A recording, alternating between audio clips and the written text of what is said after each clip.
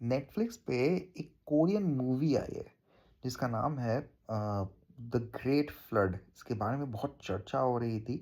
ठीक है, तो ये जो फ़िल्म है, ये मुझे ऐसा लगा कि कोई कोरियन बंदा जिसने बनाया इस फ़िल्म को, उस बंदे का नाम नहीं पता।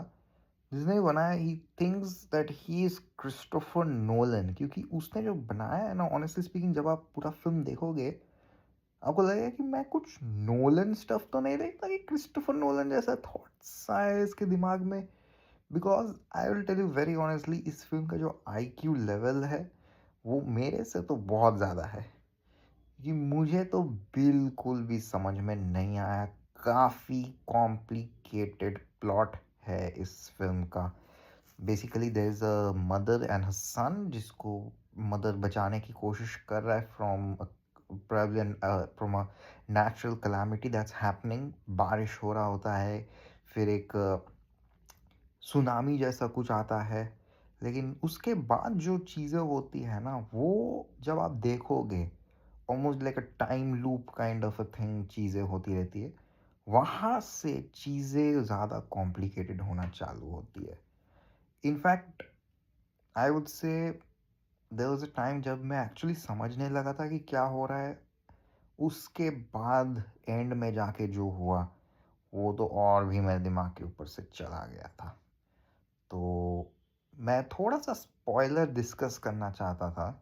तो दिस इज़ लाइक, मैं पूरा प्लॉट डिस्कस नहीं करूँगा, but they were behind the people who are trying to secure this Anna और जाइन, आई थिंक। उस बच्चे को ले जाना चाहते थे। या I think they were going to secure Anna. तो they wanted this emotion engine because they believed that humankind is about to end, humanity is about to end। and वो emotion engine से वो लोग नए species को they can give birth so that the humanity doesn't die। ठीक है, तो plot level पे ये काफ़ी इंटरेस्टिंग सा लग रहा था, बट देन जिस तरह से इसे प्रेजेंट किया गया है, बहुत ही कॉम्प्लिकेटेड स्क्रीन प्ले है, स्टोरी भी कॉम्प्लिकेटेड है, स्क्रीन प्ले भी बहुत ज़्यादा कॉम्प्लिकेटेड लग रहा था। टू सर्टेन पॉइंट, डेफिनेटली एक पॉइंट पे जाके आपको पता चलेगा कि क्या हो रहा है। It's kind of a time loop kind of thing. But then last में जाके मुझे ऑनेस्टली बहुत ज़्यादा दिक्कत हो रही थी इस फिल्म को समझने में। एकदम क्रिस्टोफर नोलन जैसे ट्विस्ट एंड टर्न्स आ रहे थे। बेसिकली रियलाइज की the entire focus shifts on जाइन, जो छोटा बच्चा है उसके ऊपर। उसके पीछे क्या राज है वो आपको जानने के लिए फिल्म देखना पड़ेगा। Why they are behind him, what do they want from him. और लास्ट में जाके मुझे ऐसा रियलाइज हो रहा था कि this film is not only about time loop but about memories as well. इंसान के अंदर जो उसका दिमाग के अंदर जो जितने भी मेमोरीज होते हैं, वो मोस्ट प्रोबेबली लास्ट में जाके वो लोग ना, बेसिकली जो फर्स्ट में हम लोग दिखाया जाता है, उसके बाद तो इट इज़ जस्ट रीरन्स दिखाया जाता है। तो जो फर्स्ट में भी दिखाया जाता है वहाँ पे अ, वो ऐना जो होती है वो लास्ट में जाके मेमोरी को सिमुलेट करती है ताकि she can complete the emotion engine. तो मुझे तो प्लॉट कुछ वैसा ही टाइप का लगा, अदरवाइज मुझे बिल्कुल भी समझ में नहीं आया है।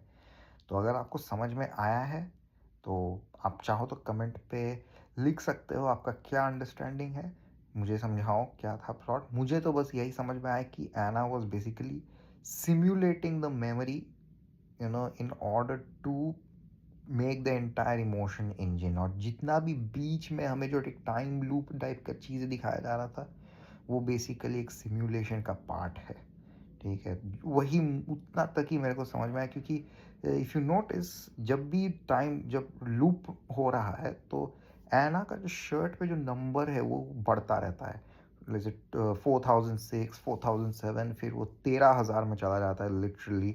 तो इतने सारे सिमुलेशंस वो रन की थी अपने मेमोरी का उसके बच्चे के साथ।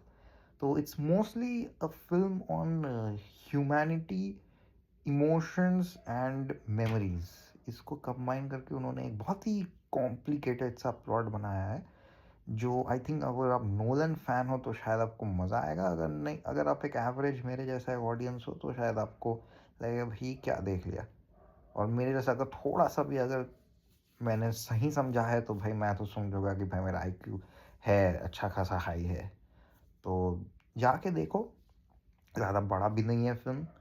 अगर आपको समझ में आया है फ़िल्म तो डेफ़िनेटली कमेंट्स में कुछ लिख के जाना and let me know how you like the film. I can't rate this film really, क्योंकि मैं जो फ़िल्म नहीं समझ पाता हूँ, मेरे समझ के परे है, तो I can not rate those films.